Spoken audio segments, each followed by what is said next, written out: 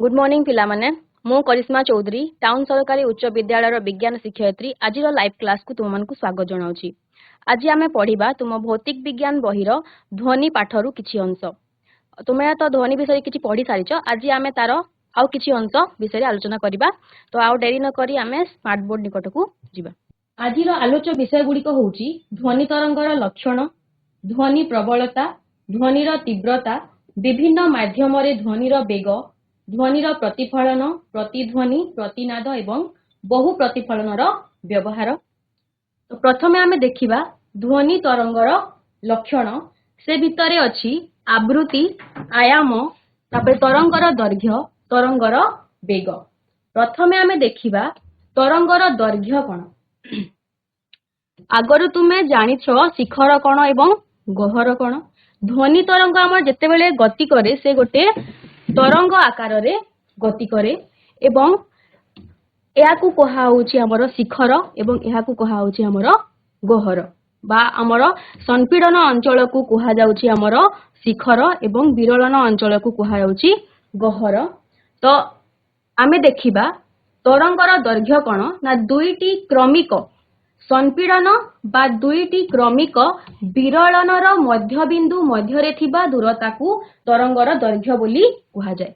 जदि दुईटी हमर क्रमिक संपीड़न को आमे देखिबा तो एहाकू मध्य आमे तरंगर दैर्घ्य कहि परिबा बा दुईटी क्रमिक विरलनर को मध्य आमे ता दूरता को तरंगर दैर्घ्य बोली कहि परिबा।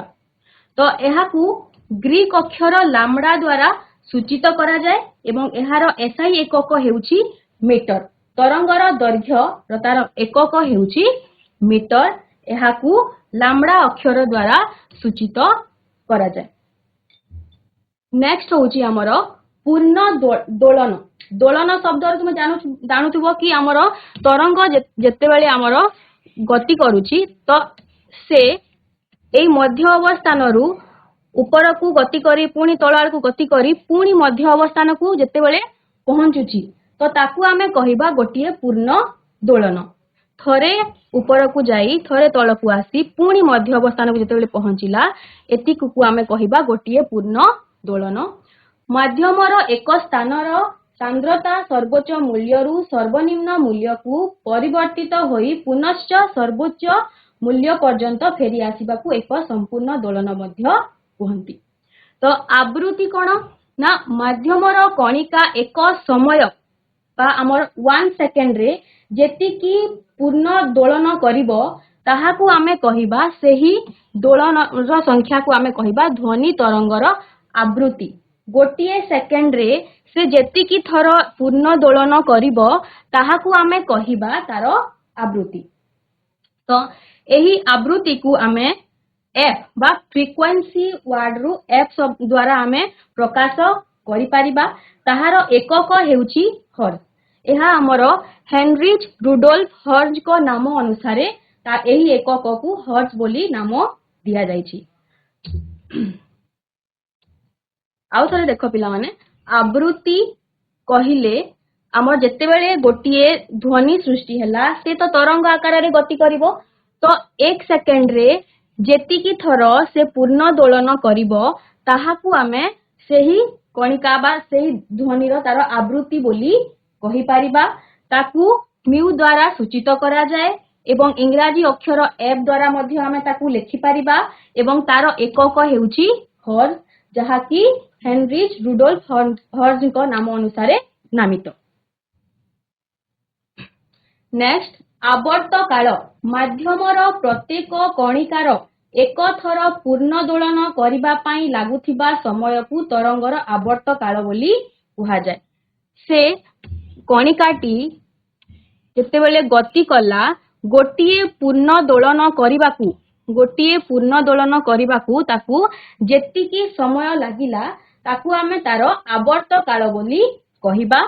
ताकू आमे टी अक्षर द्वारा सूचित करि परिबा एवं जेहेतु एहा आमे समय को बुझुचे तेणु तार एकक हेउची सेकेंड।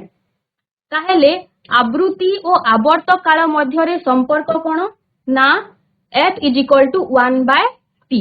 आवृत्ति समान 1 बाय आवर्त काल। तापरे आमे देखिबा पिच बा तारत्व आम मस्तिष्क ध्वनि तरंगर आवृत्ति को जो प्रकार व्याख्या करे ताकू पिच बोली कुहा जाए। जदि आवृत्ति अधिक एठी देखो तार आवृत्ति अधिक अछि माने से अधिक थर एमती कंपन करी करी की गति करी की चलीछि। तो जदि आवृत्ति अधिक हैला ताहेले पिच अधिक हबो काहेकि ना एठी हमर संपीड़न और विरलन संख्या अधिक अछि। आ जदि आवृत्ति कम रहिला एठी देखुथिबो आवृत्ति कम अछि ताहेले आमे कहि परिबा तार संपीड़न और विरलन संख्या कम अछि तेणु तार पिच कम अछि हैला। तो एठी आमे उदाहरण नै परिबा पुओ मानकर तांकर जो वॉइस एवं झियो मानकर वॉइस। आमे कहि परिबा झियो मानकर वॉइस होउची हमर हाई पिच एवं पुओ मानकर वॉइस होउची लो पिच। तेणु करी आमे एई शब्दटी एठी लिखिचे ध्वनि हमर कर्कश होई थाए बा ध्वनिटी तीक्ष्ण होई थाए। अपरे नेक्स्ट आमे जिबा आयाम कोण। तरंग संचारण बेले माध्यम कणिका गुड़िकर मध्य अवस्थान रे सर्वाधिक विस्थापन को तरंगर आयाम बोली कुहा जाए। जेते बेले गोटे कणिका तार माने ध्वनि हमर गति कर चलला ताहेले एटा हमर मध्य अवस्थान रु से जेतिकी ऊपर पर्यंत सर्वाधिक जेतिकी ऊपर पर्यंत से गति करिछि बा तार हमर संपीड़न हेछि बा विरलन हेछि तो सेतिकी दूरकू सेतिकी उच्चताकू आमे तार आयाम बोली कहिबा। ताकू एम्प्लीट्यूड भी कुहा जाए तेणु ए अक्षर द्वारा सूचित करा जाए एवं तार एसआई एकक हेउची मीटर। आयाम अर्थ हेउची जेतेबेले गोटे ध्वनि तरंग हमर गति कला से जेतिकी ऊपरकू बा जेतिकी तळकू जेतिकी संपीड़न बा जेतिकी विरलन तार अछि तार मध्य अवस्थान रु आमे तार उच्चता को मापिबा ताहेले एहाकू आमे तार आयाम बोली कहिबा एवं तार एकक हेउची मीटर। नेक्स्ट आमे देखिबा ध्वनिर प्रबलता बा कोमलता बा आमे जो सॉफ्ट साउंड एवं लाउड साउंड बोली कहूचे ताहा हमर ध्वनि तरंगर आयाम उपरे निर्भर करे। उच्च स्वरर ध्वनि एक माध्यम रे अधिक दूरता पर्यंत गति करिवो कारण एहा अधिक शक्ति संपन्न एवं एहार आयाम अधिक हेइथाय। ए चित्र रु तुमे देखि पारुथिबो जदि ताहार आयाम अधिक रहुची ताहेले हम कहि परिबा तार ध्वनि प्रबलताटी अधिक अछि बा जदि आयाम कम रहिला ताहेले ध्वनि प्रबलता कम अछि बोली कहि परिबा। नेक्स्ट टिम्बर बा स्वर वैशिष्ट एवं गुणात्मक वैशिष्ट बा गुणवत्ता ध्वनिर आउ दुईटी लक्षण अटे। तापरे हमें देखिबा टोन कोण एवं नोट कोण। एई दुईटी शब्द को भल भाबरे मन रख। टोन माने होउची एक व्यक्तिर ध्वनि मु एबे जो कति कहबी जो जति कि भी मोर ध्वनि मु सृष्टि करूची गोटिए व्यक्तिर ध्वनि ताकू मु कहि पारबी एई टोन रे मु कथावार्ता करूची। तो गोटिए आवृत्ति विशिष्ट ध्वनि को टोन बोली कुहा जाए। एठारे मु एकाई कथावार्ता करूची तो मोर जो शब्द बा जो ध्वनि सृष्टि होउची बा मोर जो वॉइस रे मु कथावार्ता करूची ताकू मु मोर टोन बोली कहि पारिबी। तापरे नोट कोन ना विभिन्न आवृत्तिर मिश्रण रे सृष्टि होइतिबा ध्वनि को नोट बोली कुहा जाए। उदाहरण होउची संगीतर ध्वनि। जेतेबेले आमे गोटे संगीत सुनुचे सेथिरे विभिन्न वाद्य यंत्रर गोटे मिश्रण रे सेही ध्वनि तरंगटी सृष्टि होउची ताकू आमे नोट बोली कहि परिबा। नेक्स्ट तरंगर बेग आमे किपरि बाहर करि परिबा ना एक समय रे ध्वनि तरंग अतिक्रम करुथिबा दूरता को तरंगर बेग बोली कहा जाए। तो हमर बेगर सूत्र तुमे समस्ते जानिछ बेग समान होउची दूरता बाय समय। तो एठी आमे दूरता काहाकू नेबा ना दूरता कहिले हमर जो ध्वनि तरंग गति करूची आमे प्रथम रु पढिचे ना तरंगर दैर्घ्य। तो दुईटी क्रमिक संपीड़नर दूरता को आमे तरंगर दैर्घ्य बोली कहू। तो एठी आमे दूरता କହିଲେ ସେଇ ତରଙ୍ଗର ଦୈର୍ଘ୍ୟକୁ ବୁଝିବା।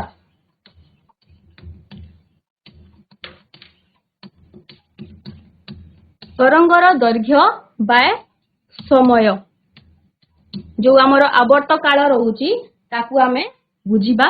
ତ ତାକୁ ଯଦି ଆମେ ଏମିତି ଗୋଟେ ଲେଟର ଦ୍ୱାରା ସୂଚିତ କରିବା ତାହେଲେ ବେଗ ହେଉଛି v ଏବଂ ଦୂରତା ବା ତରଙ୍ଗର ଦୈର୍ଘ୍ୟକୁ ଆମେ ଲାମ୍ଡା ଦ୍ୱାରା ସୂଚିତ କରୁଛେ ଏବଂ ସମୟ ବା ଆବର୍ତ୍ତ କାଳକୁ ଆମେ t ଦ୍ୱାରା ସୂଚିତ କରୁଛେ। ତାହେଲେ ଆମେ ଜାଣିଛେ याकू आमे देखो v इज इक्वल टू एठी लेखा आइछि 1/t इनटू लैम्डा 1/t एई जिंस को आमे एमटी भी लेखि परिबा एवं 1/t अर्थ हेउछि f बा फ्रीक्वेंसी बा आवृत्ति आमे जो कहूचे सेटा। तो आमे एई जगह रे f मध्य लेखि परिबा गुणन लैम्डा आमे लेखि परिबा। तो v बा तरंगर बेग समान तरंगर आवृत्ति गुणन तरंगर दैर्घ्य बोली आमे कहि परिबा।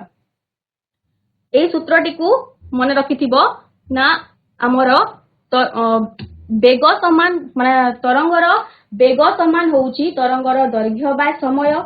ताकू आमे जदी अन्य एक उपाय रे लेखिबाकू चाहिबा ताहेले तरंगर बेग समान तरंगर आवृत्ति गुणन तरंगर दैर्घ्य मध्य लेखि परिबा।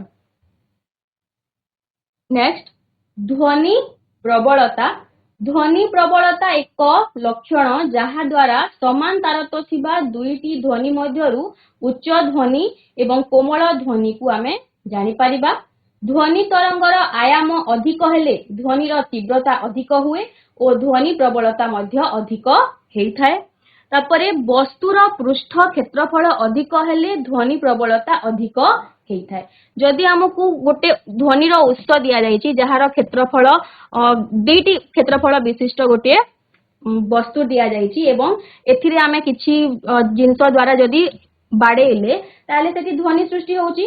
तो जदि तार क्षेत्रफल कम रहुछि ताहेले हमर ध्वनि प्रबलता मध्य रे पार्थक्य देखा जाय पारिबो। जदि हमर वस्तुर पृष्ठ क्षेत्रफल अधिक हैला ताहेले ध्वनि प्रबलता मध्य अधिक हेई पारिबो। आमे छोटिया गोटे मृदंग बा ड्रम नै पारिबा गोटे बड़ ड्रम टे नै पारिबा एवं तुमे निजे अनुमान करि पारिबो कोउथिरे हमर उच्च ध्वनि सृष्टि हेई पारिबो एवं कोउथिरे ध्वनि प्रबलता अधिक हेई पारिबो। श्रोता और ध्वनि उत्स मध्य ए दूरता कम हेले ध्वनि प्रबलता अधिक हेबो।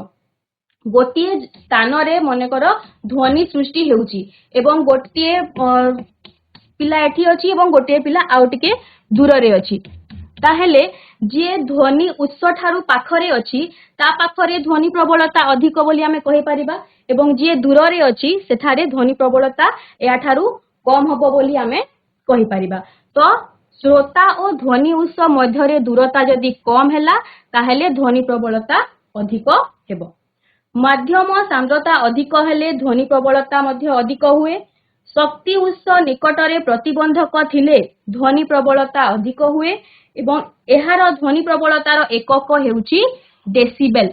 डेसिबेल एकक द्वारा आमे ध्वनि प्रबलता को मापी परिबा ताकू डीबी स्मॉल डी एवं कैपिटल बी द्वारा सूचित करा जाय। नेक्स्ट होउची ध्वनिर तीव्रता।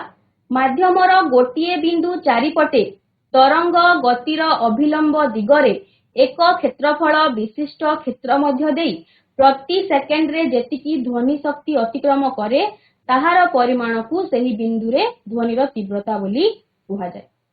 ध्वनिर तीव्रता समस्तंक पई समान रहउची एठी देखि पारिबो तुमे चित्र माध्यम रे। अच्छा तारपरे आमे पढिबा विभिन्न माध्यम रे ध्वनिर बेग। हमर ध्वनि को गति करिबा पई गोटे माध्यम दरकार सेटा कठिन माध्यम हेइथाउ तरल हेइथाउ बा गैसीय हेइथाउ। तो विभिन्न माध्यम रे तार बेग मध्य भिन्न भिन्न रहिबो केउठी कम हेइ पारे केउठी बेसी हेइ पारे। तो जदि आमे कठिन माध्यम को देखिबा तो कठिन माध्यम रे कोन हुए ना अंतः आणविक स्थान बहुत कम थाए। माने गोटे कठिन वस्तु को जदि आमे नेबा ता भितरे जो कणिका गुड़िक अछि जो अणु गुड़िक अछि तांको भितरे स्थान बहुत कम थाए अंतः आणविक स्थान बहुत कम थाए से कणिका गुड़िक पूरा लगी लगी रही थांती तो सेठी कौन हुए ना कणिका गुड़िकर अति शीघ्र कंपन हो जाए गोटे कणिका कंपन हैला माने आहुरी समस्त कणिका गुड़िक से कंपन करिबारे सहायता करिवो बा जल्दी से कणिका गुड़िक कंपन हेई पारिबो जहा द्वारा कि ध्वनिर बेग सर्वाधिक हेबो किंतु तरल रे कौन हुए ना आंतः आणविक स्थान मध्यम होइथाए तेणु कणिका गुड़िकर मध्यम बेगरे कंपन हुए एवं ध्वनिर बेग मध्य टिके कमी जाए कठिन अपेक्षा टिके कमी जिवो बा मध्यम धरणर रहिबो एवं गैसीय माध्यम रे कौन हबो ना आंतः आणविक स्थान सर्वाधिक ए कणिका कणिका भितरे तांकर जो माने अंतः आणविक स्थान रहिछि अणु अणु मध्य जो स्थान रहिछि सेटा बहुत बेसी थाए तेणु करी कणिका गुड़िकर अति कम बेगरे कंपन हेबो एवं ध्वनिर बेग सर्वनिम्न हेबो तुमे देखि पारुथिबो एई जो तीनोटी जिनस दिया हेछि बा सॉलिड लिक्विड गैस लेखा हेछि सेई वीडियो रु तुमे देखि पारिबो जे ध्वनिर बेग कोठी बेसी होछि एवं कोठी कम होछि देखि पारिबो एई कठिन माध्यम रे तार बेगटी बेसी तापरे तरल माध्यम रे टिके कम एवं गैसीय माध्यम रे सबुठारु कम रहउछि नेक्स्ट माध्यमर सांद्रता आमर जो ध्वनिर बेग आमर कहा ऊपर निर्भर करिवो ना गोटिए तार माध्यमर प्रकृति ऊपर निर्भर कला नेक्स्ट रे तार माध्यमर सांद्रता ऊपर मध्य निर्भर करिवो सांद्रता कोन ना वस्तुत्व हरण आयतन जदि आमे माध्यमर सांद्रता अधिक रहउची ताहेले तार वस्तुत्व अधिक रहिबो एवं अधिक कणिका को कंपित करिबा पई अधिक गतिज शक्ति आवश्यक पड़िबो तेनु ध्वनि तरंगर बेगटी कम हे जिवो जदि माध्यमर सांद्रता कम हैला ताहेले ध्वनि तरंगर बेग अधिक हेबो जेपरि कि उदाहरण हम देखि परिबा अम्लजानर सांद्रता उद्जानर सांद्रतार 16 गुण तेनु उद्जान रे ध्वनिर बेग अम्लजानर ध्वनिर बेगर प्राय 4 गुण नेक्स्ट माध्यमर आर्द्रता आर्द्रता ऊपर मध्य आमर ध्वनिर बेग निर्भर करिवो जदि माध्यमर आर्द्रता अधिक ताहेले सांद्रता कम हे जिवो एवं ध्वनिर बेग अधिक हेबो जेपरि कि वर्षा दिन रे एवं माध्यमर आर्द्रता जदि कम अछि सांद्रता अधिक हेबो एवं ध्वनिर बेग कम हेबो जेपरि कि हमर शुष्क दिन रे बा खरा दिन रे हमें कहि परिबा आ गोटे जिंस अछि पवनर दिग आमे जो दिगरे हमर ध्वनि सृष्टि हेउछि जदि सेई दिगरे ही पवन बहिला ताहेले ध्वनिर बेग अधिक हेबो एवं ध्वनि संचारणर विपरीत दिगरे पवन प्रवाह जदि हेला ताहेले ध्वनिर बेगटी कम हे जिवो माध्यमर तापमात्रा से माध्यमर तापमात्रा अनुसार मध्य ध्वनिर बेग निर्भर करुछि माध्यमर तापमात्रा जदि अधिक हैला ताले सांद्रता कमी जिवो एवं ध्वनिर बेगटी अधिक हे जिवो एवं माध्यमर तापमात्रा जदि कम रहिला ताले सांद्रता अधिक हे जिवो एवं ध्वनिर बेगटी कम हे जिवो उदाहरण स्वरूप जदि 0 डिग्री सेल्सियस तापमात्रा रे ध्वनिर बेग 331 मीटर पर सेकेंड रहउची तेबे 22 डिग्री सेल्सियस तापमात्रा रे एहा प्राय बढ़ी जाई 344 मीटर पर सेकेंड रहउची ए चित्र रे हमें देखि परिबा तीनोटी स्थानर हमर विभिन्न माने तापमात्रा विशिष्ट स्थान विषय दिया हेछि बरफावृत अंचल गुडे दिया हेछि गोटी हमर नॉर्मल जो हमर हमें जो रहउची सेही स्थानर चित्र दिया हेछि एवं गोटे मरुभूमि अंचलर चित्र दिया हेछि एठी देखि परिबा हमें तापमात्रा रहउची -1 डिग्री सेल्सियस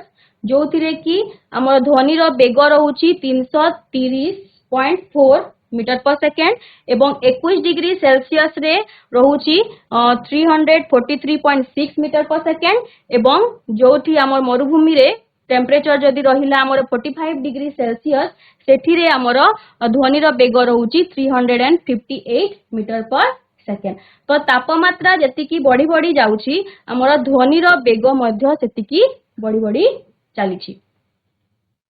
एठी आमे देखि परिबा विभिन्न माध्यम रे 25 डिग्री सेल्सियस तापमात्रा रे ध्वनिर बेग एठी हमरो किछि गैस किछि तरल पदार्थ एवं किछि कठिन पदार्थ दिया हेछि एवं तांकर नाम मध्य दिया हेछि एवं ध्वनिर बेग दिया हेछि केते मीटर पर सेकेंड बेगरे से ध्वनि तरंग गति करूची जदि आमे देखिबा हाइड्रोजन रे रहउची हमरो 1284 तापरे हीलियम रे रहउची 965 वायु हमर वायुमंडल रे आमे देखि परिबा नॉर्मली 346 ऑक्सीजन रे रहउची 316 तापरे रहउची हमर सल्फर डाइऑक्साइड जोथरे कि 213 हमें देखिबा समुद्र जल रे रहउची 1531 पातित जल रे रहउची 1498 इथानॉल रे रहउची 1207 एवं मिथानॉल रे रहउची 1103 तापरे हमें कठिन माध्यम रे देखि परिबा एल्युमिनियम रे रहउची 6420 निकेल रे रहउची 6040 स्टील रे 5960 लुहा रे रहउची 5950 एवं हमर पित्तल रे रहउची 4700 एंड काच रे रहउची 3980 तो विभिन्न माध्यम रे हमर ध्वनि रो बेग दिया हेची ए भितरु किछि हमर शॉर्ट क्वेश्चन रे भी आसी पारे तो तुम माने टिके याकू भल भाबरे पढिबो तापरे आमे देखिबा सुपरसोनिक बेग कोन चित्र देखि कि वीडियो देखि कि तुम माने बुझी जाउतिबो को सुपरसोनिक बेग कोन बोली तो आमे देखिबा एक वस्तुर बेग ध्वनिर बेग ठारू जदि अधिक हैला गोटिए ध्वनिर बेग हमर गोटे अछि तो सेही बेग ठारू जदि से वस्तुर बेग अधिक होउची ताहेले आमे ताकू सुपरसोनिक बेग बोली कहिबा जेपरि कि बंदूकर गुली जेट विमान एवं हमर रॉकेट रो गति जो अछि सेटा को आमे कहि परिबा सुपरसोनिक बेग शॉक तरंग कोन ना वस्तुटीए सुपरसोनिक बेगरे गति करुथिबा बेले वायु रे सृष्टि करुथिबा प्रचुर शक्ति संपन्न तरंग जेते बेले से वायु को भेद करी हमर एते स्पीड रे एते बेगरे जदि गति करूची सेही समय रे से प्रचुर शक्ति संपन्न तरंग सृष्टि करूची ताकू आमे शॉक तरंग बोली कहिबा तापरे सोनिक बूम वायु चापर परिवर्तन अनुसारे शॉक तरंग हमर जो शॉक तरंग सृष्टि करुथिबा तीव्र और उच्च स्वर ताहाकू सोनिक बूम बोली कुहा जाय नेक्स्ट देखिबा सोनिक बूम रो क्षतिकारी प्रभाव हमर सुपरसोनिक जेट सृष्टि करुथिबा प्रचुर शक्ति संपन्न जो शॉक तरंग अछि ताहा कोन करि पारे ना हमर झरका काच गुडी को भांगी देई पारे कोठाबाड़ी रो क्षति करि पारे परिवेश रो अनेक क्षति करि पारे एथिरु उत्पन्न हेउथिबा 130 डेसिबल रु अधिक शक्ति मुंड बिंधा जंत्रणा ओ अंतःकरणर टिश्यू को नष्ट करि पारे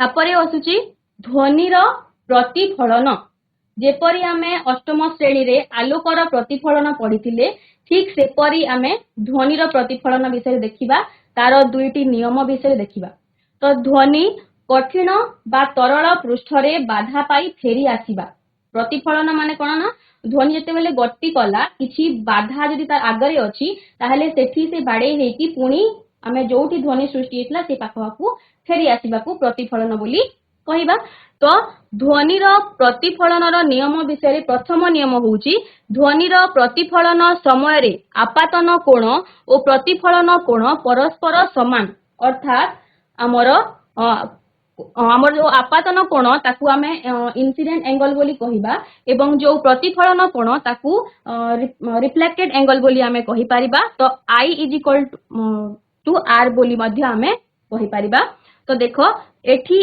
गोटे अलार्म घंटा दिया हेची यार जते बेले ध्वनि सृष्टि हैला से एई पाइप माध्यम रे जाई कांथरे पिटी हैला परे पुनी अन्य एक पाइप माध्यम रे गोटे पुअर कान पाखु सुना गला सेमती एठी गोटे चित्र दिया हेची तो एटा को आमे कहिबा ना तुमर आपातित जो ध्वनि तरंग अछि एवं एटा को आमे प्रतिफलित तरंगटी कहि परिबा एवं या को आमे अभिलंब भाबरे नै परिबा तो एई जो कोण हैला कोण I एवं कोण R दुईटा समान हेबो जेपरि हमर आलोकर प्रतिफलन नियम रहिची ठीक सेही परि तापरे आपातित ध्वनि प्रतिफलित ध्वनि और आपातन बिंदुरे अंकित अभिलंब एक समतल रे अवस्थान करती।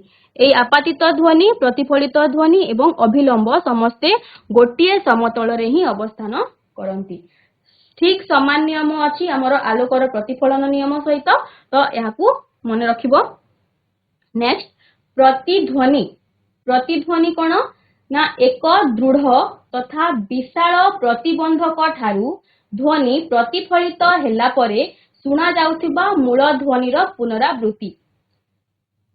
ध्वनि शुणिबारे इंद्रियानुभूति आम मस्तिष्क रे 0.1 सेकेंड पर्यंत रहे। जदि प्रतिफलित ध्वनि एही समय मध्यरे आम कानरे पहुंचे तेबे मूल ध्वनिरु प्रतिध्वनि को पृथक भावे जानी हुए नाही, फलरे दीर्घ ध्वनि सुना जाए। किंतु जदि प्रतिफलित ध्वनिटी 0.1 सेकेंड परे आम कान पाखरे पहुंचिले आमे सेही प्रतिध्वनि को शुणी पारि थाउ। एठी देखुथिबो एई पिलाटी किछि ध्वनि सृष्टि कला, किंतु ता आगरे गोटे बाधा अछि जोठी की से ध्वनिटी बाडे हे कि पुणी ता आड़कू फेरी जाउची, तो ताकू आमे प्रतिध्वनि बा इको बोली कहि थाउ। तो प्रतिध्वनि शुणिबा पाई गोटे सर्वनिम्न दूरता अछि। तुमे देखुथिबो चित्र रे ऑलरेडी लेखा आइची, किंतु केमती आमे ताकू बाहर करिबा ना आमे 22 डिग्री सेल्सियस तापमात्रा रे 1 सेकेंड रे ध्वनिर अतिक्रांत दूरता होउची 344 मीटर। हमर 22 डिग्री सेल्सियस हमर नॉर्मल टेम्परेचर आमे कहि परिबा से हिसाब रे निया हिची। तो 22 डिग्री सेल्सियस तापमात्रा रे 1 सेकेंड रे ध्वनि केते दूरता अतिक्रम करे ना 344 मीटर दूरता अतिक्रम करे। तो ताकू जदी आमे 0.1 सेकेंड रे 0.1 सेकेंड काहे कि निया गला ना आमे एठी कहा हेची ना प्रतिफलित ध्वनि 0.1 सेकेंड परे कानरे पहुंचिले आमे प्रतिध्वनि सुनी पारि थाउ। तेनु 0.1 सेकेंड रे ध्वनिर अतिक्रांत दूरता केते हबो ना 344 हरण हमकू 10 करिया को पड़िबो, ताहेले 34.5 मीटर रहउची। 0.1 सेकेंड रे ध्वनि केते दूरता जीवो ना 34.4 मीटर से जीवो। अर्थात ध्वनि सृष्टि हेबा स्थानरु प्रतिफलित पृष्ठ पर्यंत जाई पुणी सृष्टि हेउथिबा स्थान को फेरी आसीबार दूरता हेउची 34.4 मीटर। 0.1 सेकेंड परे आमे प्रतिध्वनि को सुनी पारु, माने से ध्वनि सृष्टि हेला परे से कांथ पाख को जाई पुणी रिटर्न आसिले जाई कि आमे ताकू सुनी पारुछु। तो सेही दूरताटी हेउची हमर 34.4 मीटर। तेनु हमर प्रतिध्वनि केते दूर रे सृष्टि होउची ना ताकू हमकू दुई भाग रे विभक्त करबो पड़िबो। तेनु करी 34.4 डिवाइडेड बाय 2 कले हमर आसुची 17.2 मीटर। तो आमे कहि पारिबा प्रतिध्वनि सुनिबार सर्वनिम्न दूरताटी हेउची 17.2 मीटर। नेक्स्ट प्रतिध्वनि सृष्टि पाई शर्त। ध्वनिर उत्स और प्रतिफलित मध्यरे सर्वनिम्न दूरता 17.2 मीटर हेबा कथा। हमर तापमात्रा अनुसार एठी हमर 22 डिग्री सेल्सियस कथा निया जाईची। तापमात्रा पुणी बदलिले हमर सेटा बदली जाई पारे। प्रतिफलनर आकार प्रतिफलकर आकार आपातित ध्वनि तुलना रे विशाल हेबा कथा। हमर एठी ध्वनि जदि सृष्टि होउची ताहले आम आगरे गोटे विशाल कांथ रहइबा कथा, गोटे पहाड़ रहइबा कथा, ताहले जाई कि आमे हमर इको बा हमर प्रतिध्वनिटी सुनी पारिबा। तापरे कानरे पहुंचुथिबा प्रतिफलित ध्वनि पाई ध्वनिर तीव्रता बा प्रबलता यथेष्ट। नेक्स्ट प्रतिनाद कोन ना प्रतिफलकरू प्रतिफलनर पुनरावृत्ति हेतु सृष्टि हेउथिबा पुनः पुनः प्रतिध्वनि। प्रतिनाद माने कोन एठी देखुथिबो ए वीडियो रे ना गोटे पुओ बेलून टे धरिके ठिया हेछि एवं बेलून टी जदी फाटी गला ताहेले सेई जो ध्वनि सृष्टि हेला से जाई कि कांथरे पिटी हबो, पुणी आसिकी एठी पिटी हेला, पुणी एसी पिटी हेला। तो सेई कोन करूची ना सेई प्रतिफलन बारंबार बारंबार हेई चालीची। तो ता द्वारा जो बार बार आमे सेई जिंसटी सेई ध्वनिटी सुनी पारिले ताकू आमे प्रतिनाद बोली कहिबा। तो प्रतिनाद कम करिवार कारण ध्वनि को स्पष्ट भाव में शुणा पाई जदि आमे बार बार सही ध्वनि आम कान पाख को शुणा गला ताहले हमको इरिटेट भी लागिबो तो आमे से ध्वनि को भल भाव में शुणी भी पारिबा नाही तेणु कि करी हमको प्रतिनाद को कम करबा को पड़े जहा पाई कि आमे से ध्वनि को भल भाव में शुणी पारिबा। प्रतिनाद कम करिबार उपाय प्रतिनाद को आमे केमती कम करिबा ना संकुचित फाइबर बंधुर प्लास्टर किंबा कनार वस्तु परी ध्वनि अवशोषक पदार्थ द्वारा बड़ हॉल रो छात और भीतर कांथ गुड़ी को आच्छादन करि परिबा। तापरे प्रवेश एवं प्रस्थान पथरे मोटा ओजनिया पर्दा आमे देई परिबा। चट्टान को आमे गालीचा द्वारा आवृत करि परिबा। तापरे स्टेज निकटरे ध्वनि शोषणकारी पैनल आमे देई परिबा। एई सबु जिंस कले से प्रतिनाद हेबो नाही एवं आमे जो ध्वनि उत्पन्न करूचे से ध्वनि को आमे स्पष्ट भाव में शुणी पारिबा। ए सबु जदि आमे करिबा नाही ताहले सेही प्रतिध्वनि गुडी को बार बार हमको सुना जिवो एवं हमर कान को सुबिबा पई तार असुविधा हेई पारे। ध्वनिर बहु प्रतिफलनर व्यवहार हमर जो रहुची साहानाई ट्रम्पेट परी वाद्य यंत्र लाउड स्पीकर मेगाफोन काहाळीरू निश्रुत ध्वनि विचलित न होई गोटिए दिगरे गति करे एई जो बहु प्रतिफलन व्यवहार करिबा द्वारा। तारपरे स्टेथोस्कोप नली भितरे एकाधिक प्रतिफलन जोगु हृदपिंडर स्पंदन बा फुसफुस रो क्षीण ध्वनि आमे शुणी पारि थाउ। एई जो स्टेथोस्कोप भितरे भी बहु प्रतिफलन व्यवहार करा जिबा द्वारा ही सेई हृदपिंडर स्पंदन डॉक्टर माने शुणी पारंती। तापरे कहाइछि ऑडिटोरियम बा कॉन्फ्रेंस हॉल बा सिनेमा हॉल रो छात को वक्र आकृति करा जाय थाए देखुथिबो ए चित्र रे। तो वक्र आकृति करा जिबा द्वारा ध्वनि छातरु प्रतिफलित होई समान भावे कक्ष सारा संचालित हेई थाए जहा द्वारा कि कक्ष सारा समस्त लोक ताकू भल भाबरे एवं स्पष्ट भाबरे शुणी पारि थांती। एबे आमे किछि प्रश्न आलोचना करिबा। विशेष किसी प्रश्न नाही किंतु आशा करछि तुम माने समस्त क्वेश्चन रो आंसर भल भाबरे देबो। तो ध्वनि डैश माध्यम रे आदो गति करि परिबो नाही। ध्वनि को गति करिवा पई गोटे माध्यम दरकार तो ध्वनि केउ माध्यम रे गति करि परिबो नाही। उज्जलपुर गवर्नमेंट हाई स्कूल कैसियो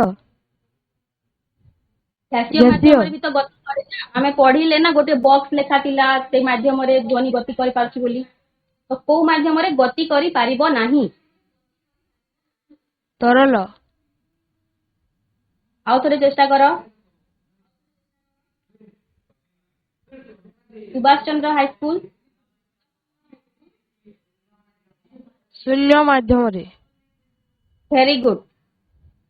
शून्य माध्यम रे ध्वनि आदो गति करि पारिबो नाही। केउ माध्यम रे ध्वनि रो वेग सर्वाधिक एई जो किछि माध्यम दिया हेछि को माध्यम रे ध्वनि रो वेग सर्वाधिक बा कोनोसी माध्यम रे हेबो नाही ओठी सर्वाधिक बोली कहा जायछि। कैसियो अपरे चेष्टा करो। कठिन वेरी गुड। कठिन माध्यम रे ध्वनि रो वेग सर्वाधिक।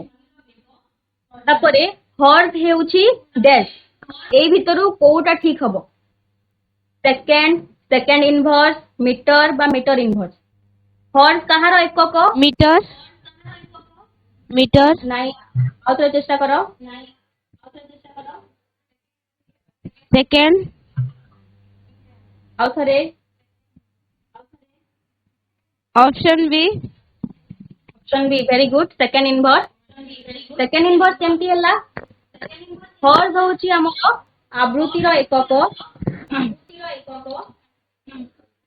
f = 1/t। तो समय को आमे जदी सेकंड नउछे तो 1/सेकंड आमे कहि परिबा तो ताकू आमे लेखिला बेले सेकंड इनवर्स मध्य लेखिछि तेनु करी सेकंड इनवर्स तार उत्तर होछि। नेक्स्ट ध्वनि एक डैश तरंग अटे।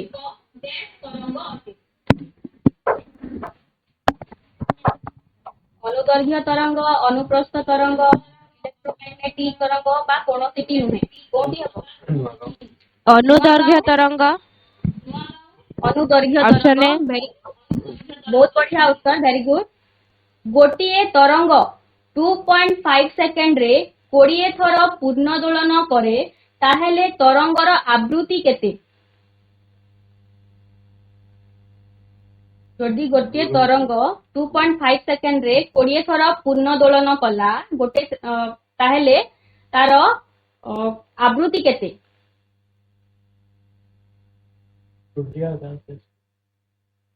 बुरुंडिया girls high school option C 20 है ऑप्शन सी 20 नहीं आउ थोड़े चेष्टा करो option B option D 8 hertz कौच तो हाँ बहुत बढ़िया वेरी गुड 8 हर्स किपरि हल्ला कहि परिबो कि देखो आवृत्ति पहला में कौन बुझू ना गोटे सेकेंड रे हमर ध्वनि तरंग माने केते थर पूर्ण दोलन करूची हला तो एठी दिया हिची 2.5 सेकेंड रे 20 थर ताहले हमको बाहर कलको पड़िबो गोटे सेकेंड रे केते ना ताहले हमको करको पड़िबो 20 बाय 2.5 ताहले उत्तर आसीबो हमर 8 हर्स विभिन्न आवृत्तिर मिश्रण रे गठित ध्वनि को डैश कुहा जाए नोट आयाम प्रथमे की आंसर तलो नोट जे वेरी गुड नोट हेउची ठीक उत्तर वेरी गुड तारपरे तरंगर बेग आवृत्ति और तरंगर दैर्घ्य सहित संपर्कटी कोन तरंगर बेग ऑप्शन ए नहीं ऑप्शन ए ऑप्शन ए भूल अछि आउ थोड़ी चेष्टा करो ऑप्शन सी ऑप्शन सी बहुत बढ़िया वेरी गुड जदि एटा एफ बदल रे टी हेई थांता ताहेले ऑप्शन ए ठीक उत्तर हेई थांता तरंग गतिर कणिकार सर्वाधिक विस्थापन को कोन कहा जाय व्यासदेव आयाम। High school option B very good आयाम ठीक उत्तर एक ध्वनि उस्तर तरंग आवृत्ति 100 हर्ट्ज हेले एहा 1 मिनिट रे केते थर कंपित हेबो आवृत्ति 100 हर्ट्ज जदि हेला ताहेले 1 मिनिट रे केते थर कंपित हेबो आवृत्ति 100 हर्ट्ज माने 1 सेकेंड रे से 100 थर पूर्ण दोलन करिछि ताहेले 1 मिनिट रे केते थर करिवो